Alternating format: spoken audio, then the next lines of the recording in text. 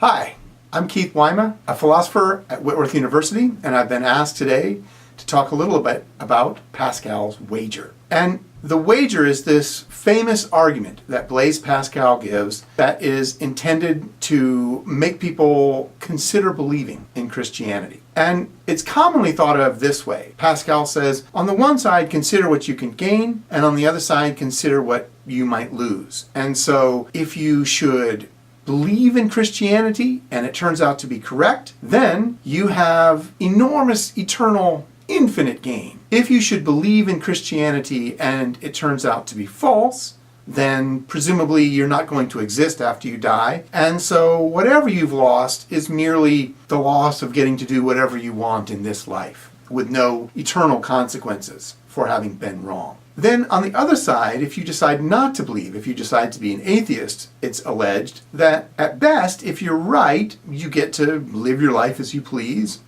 and have that sort of experience as you live.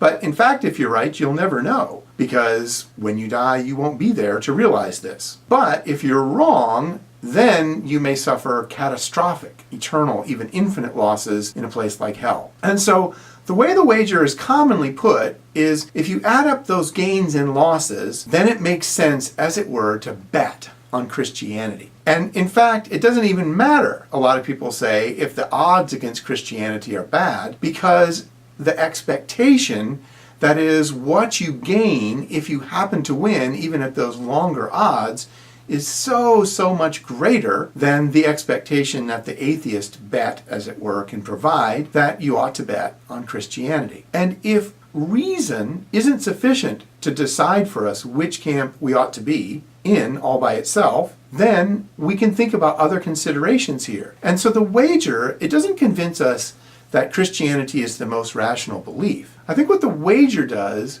at least in Pascal's eyes, is show us that we have reasons to want to believe in Christianity. And in fact, I think in some ways Pascal advocates in this section a kind of fake it till you make it mentality. You might start acting as a Christian and not be convinced yet that this is true, but you have reason to hope that it is true, given this incredible infinite expectation attached to this side. And so in a way, you're wagering. So Pascal's idea is that if you attempt this sort of fake it till you make it move, then on the one hand, you may well come to see more and more truth, more and more plausibility in Christianity. And more than that, as your lifestyle becomes conformed to it, not only will you see the value in that, but also previously perhaps unseen barriers of resistance to seeing the truth of the matter might be taken away. I think Pascal definitely follows Augustine here, and that he sees the will as prior to the intellect. It isn't simply that we look dispassionately at issues, especially big, important, pressing issues like what's the state of our eternal life or how shall we live, with some unbiased, I don't really care how this turns out, I shall simply examine the evidence objectively.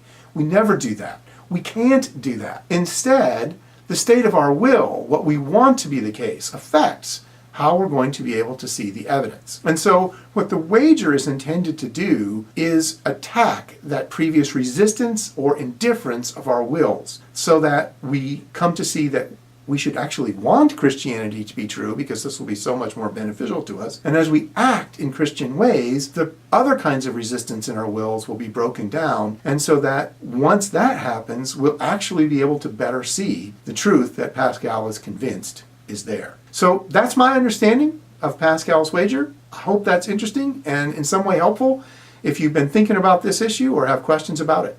Thanks.